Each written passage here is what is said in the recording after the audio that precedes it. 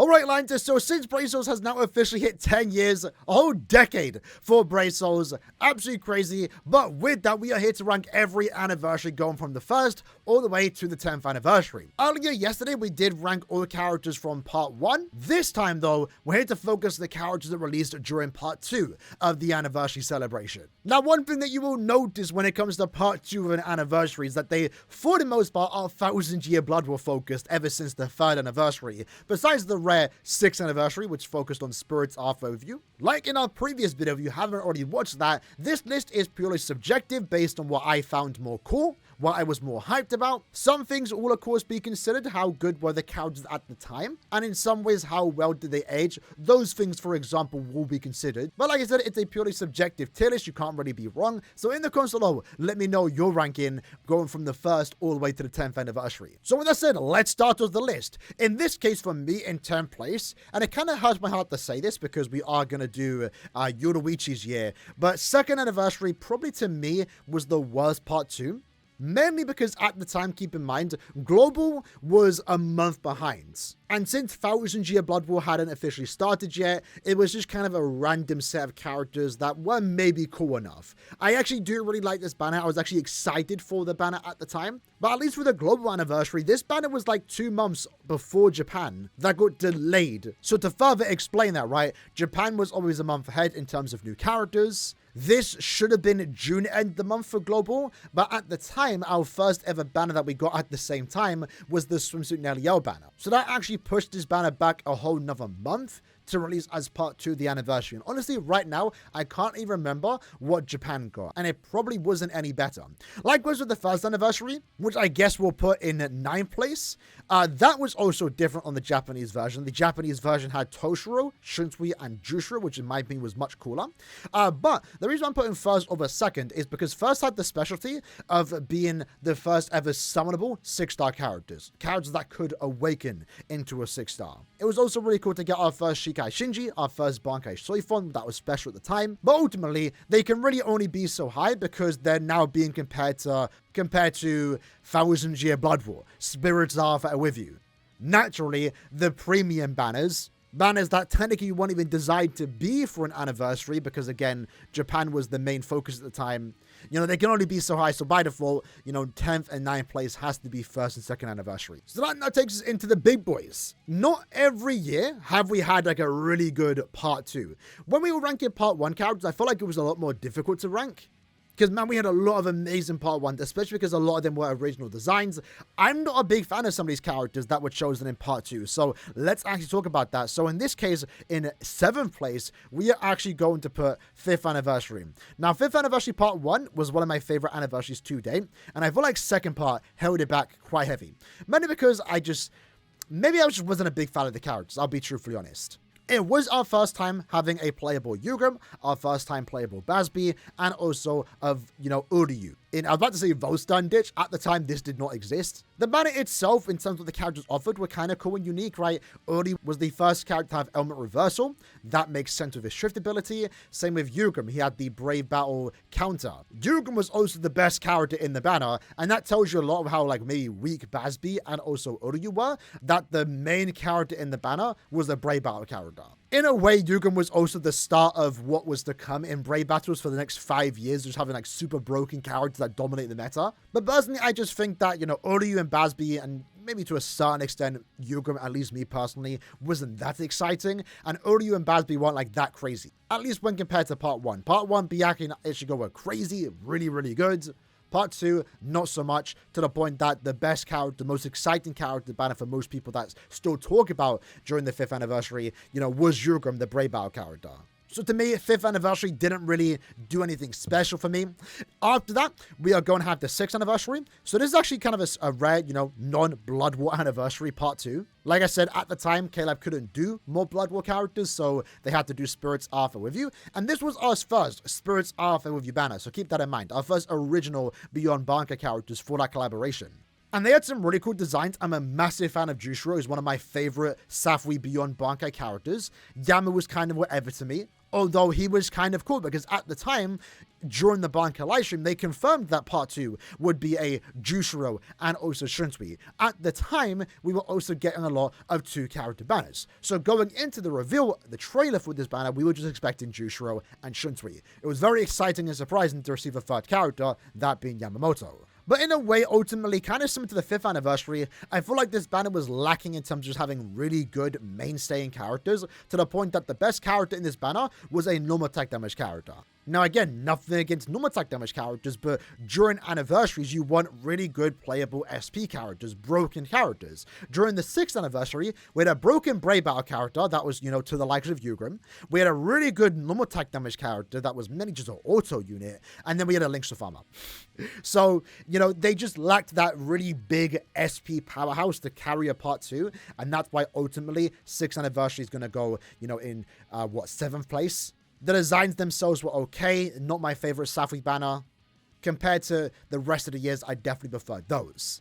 Next up after that, we are going to put the 9th anniversary. Again, if you saw our video yesterday, 9th anniversary will be regarded as one of the best anniversaries to date, although not perfect because the biggest criticism at the time was the characters. When part 1 ended up being Kenpachi and Gremmy, there was a lot of hope into part 2 saving the anniversary to a certain extent regarding the character choice. And people wanted characters like Rukia and Esno, they wanted Stamritters. And instead, at the time, people just said it was an anniversary full of side characters. Because what we ended up getting was Sergeant, who I thought was really cool. Unfortunately, ended up being the Brave Battle character of the banner. Soifon, who was also really cool. And keep in mind, this is her 3rd time being a 2nd part of an anniversary. But, keep in mind, it was technically a remake, and Soifon wasn't perfect. And then Toshiro was the highlight character of the banner, but Toshiro received the character earlier that year, and was also later going to receive a character the next year with a zombie character. People are tired of Toshiro characters. He's popular, it makes sense why they put him here, but a lot of people, myself included, just weren't really meshing with 9th Anniversary Part 2's character choicing, because it wasn't the most exciting character they could have done for that particular season. Remember, at the time, this was the kind of the start of Season 2 characters. I'm really not sure what they could have done differently. Maybe they should have done a Byakuya, Renji, also Rukia. That was the banner they did 2 months after to celebrate the release of Season 3 of 1000 Year Blood War air date, and that was a much hype banner, and maybe that should have been 9th Anniversary Part 2. After that, though, I'm kind of indecisive on where I want to put 10th Anniversary, but I think I'm going to leave 10th Anniversary in this particular space. So, this also could have been a lot better, and maybe a lot higher. Could be recency bias, but again, under the circumstance that we are in, this Part 2 of the 10th Anniversary was going to be our first Season 3 1000 Year Blood War characters. Or banner, more so. And I think they did the perfect choice to a certain extent. My big want for Part 2 of the anniversary, the best thing they could have done was Bankai Shinsui or Renji vs. Uryu. And obviously they chose Renji vs. Uryu, likely saving Shinsui for end of year.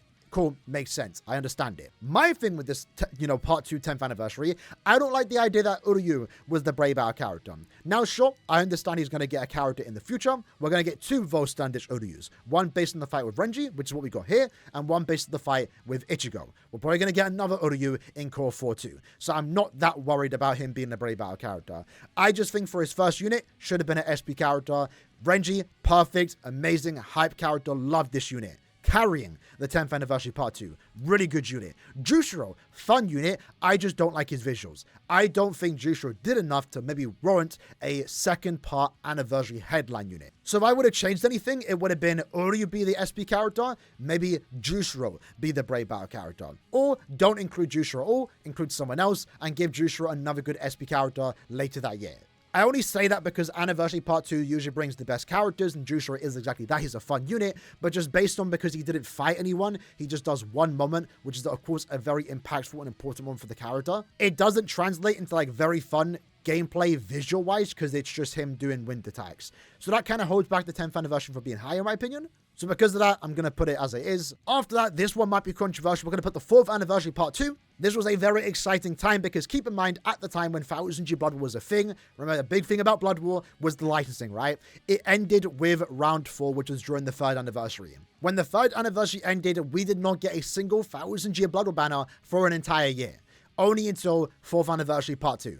And at this point, they came out with a bang, releasing the big, important hype characters that weren't seen during the first 4 initial rounds. Bankai Yama, new voice actor at the time, because unfortunately, the original voice actor did pass away. And this voice actor that is seen during this Bankai Yama, of course, is also seen now in the anime. We also had Aizen, again, one of the biggest characters they did not include during the first 4 original rounds. And then we also had Soifon. Maybe there was a lot of hype on this banner just based on the character choicing itself. The characters themselves were also really good. Soifon was a really good normal attack damage character that is still used to this day in Guild Quest. Maybe not now because of the unfortunate Guild Quest buffing, but until the 10th anniversary, she was still used. She was my still go-to normal attack damage character. So out of all these characters on this list, Soifon unironically might have had some of the best aging, more so because we didn't really get a team booster for the Media Ranker Guild Quests until recently, but, she was a character people still used. Aizen was hyped up, had a very unique strong attack 3. He sucked, though, by the way.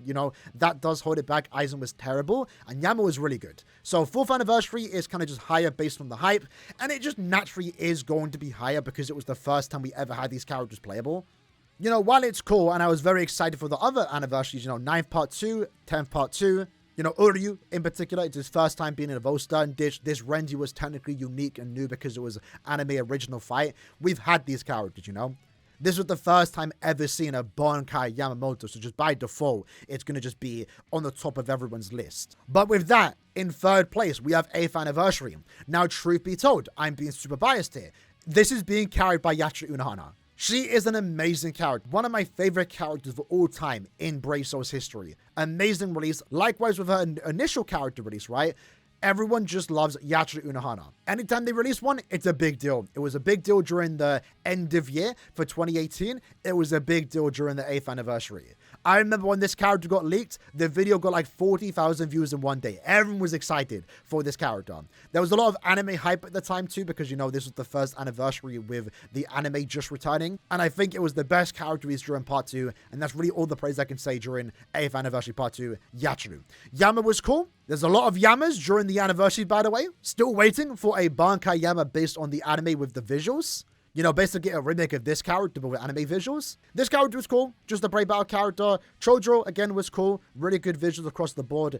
Just he was a Link's farmer. So, in a way, 8th anniversary was very similar to 6th anniversary, but the big difference is that 8th anniversary had, that big powerhouse SP character, and that was Unohana. So, 8th is this high, just based on the hype that Unohana brought. Fun enough, in 2nd place, we have 7th anniversary. Now, you know what? Might be controversial. We're going to do 7th anniversary part is number 1. So in 2nd place, we have 3rd anniversary. Now, 3rd anniversary, again, just by default, has to be on the top of everyone's list. 1, because it's the only banner out of every 10 years of Brave Souls to have 4 characters, right? Every character here, 3 character banner. 3rd was 4 characters. First time we had Bankai Kisuke playable, Thundercat Yoruichi. First time Yuha was playable, and first time, and only time at this point for all these characters, that we had a playable true Bankai Ichigo. Really cool way to wrap up the final Blood War banner at the time. 4 characters, amazing, popular units. They were all fun. Yuha could have been bad. He was terrible in release. So that's why maybe despite it being a 4-character banner, I'm going to hold it back because of how bad Yuha was. Kisuke didn't really age the best, but, Yoruichi and Ichigo were great units at the time. Very exciting time to be playing Brave Souls. And even though in the future we are going to get these characters animated and get them in game, that's going to be exciting in of itself. I'm looking forward to that. Can't wait for it. Nothing's going to beat the first time they were playable, though, even if the visuals and characters will be better in the future. But going into 7th anniversary, I think this is the best part too. So this was the return of Blood War at the time. Even though 8th anniversary was the first time, Blood War officially returned with anime characters at the time. Like I said, during 6th anniversary, they couldn't do Blood War. We weren't getting Blood War characters for like a year and a half. So 7th anniversary part 2 was the return of that. And these were like kind of the last of the manga characters right before we started to technically get anime characters a few months later and during the 8th anniversary. This one though, it just slaps. Part 2 slapped. It was so good. You have 3 big powerhouse characters, Yamamoto, Yuha, and also Aizen. It's also the best of everything, right? You had a broken Brave Battle character that to this day is still being used. Sure, it sucked that we got another, Yuha that was a Brave Battle character, but he was really good at the time at the very least. He was the Brave Battle character too, but he sucked. This one was good, and it's still good, still being used in defense builds. He had great visuals. It was an almighty UI. It was really cool. Aizen, still one of the best normal attack damage characters released of all time. People still praise this character, and we want more characters like Aizen. While I would have loved this character stayed in the chair throughout the entire gameplay, it was still a really cool unit to get, and by far, again, like I said, the best normal attack damage character ever made. They made normal attack damage characters fun, and they've yet to replicate that. So even though this was a banner with 2 NAD characters, which, normally isn't praised, right?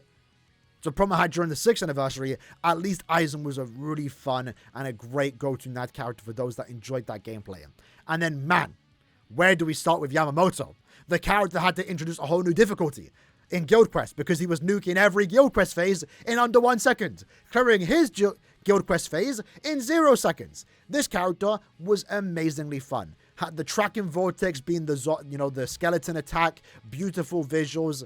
Not like amazing visuals to be fair, but good visuals, right? I'm excited. I'm a biased Bankai Yama fan. This 4th anniversary Yama was great, amazing. They perfected it with this character because it was every iteration, right? This one was only like 2 directions. This was all directions put into 1. I want to see that again for end of year, maybe 11th anniversary. Do that again. Make him broken, make him powerful, make him unique. Make him have his fire coat, and make him have the anime visuals. That's how they can one-up this particular Aizen, who again is one of my favorite releases. Sorry, Yamamoto, who is one of my favorite releases of all time. So yeah, that is how I would personally rank all 10 years of Brave Souls when it comes to part 2 of the anniversary. Again, subtle changes would have pushed some characters higher. Again, if Uri was the playable character, SP character, they might have been, here, for example. Unfortunately, that's not the case. Maybe a 3rd anniversary had better characters, because again, they weren't all hits. They could have been a little higher, but they had the advantage naturally of having 4 character banner. Maybe some people would rank 9th, 6th, and 5th a lot higher, but me personally, I just, again, wasn't really messing with the character choicing. But yeah, this is how I would rank all part 2 of the 10 years of Brave Souls. In the comments below, let me know your rankings. I'm curious to know. I'll be reading them while I'm on holiday, so I'm curious to see what some of you guys have to say, and I'll see you guys next time. Take care, and peace.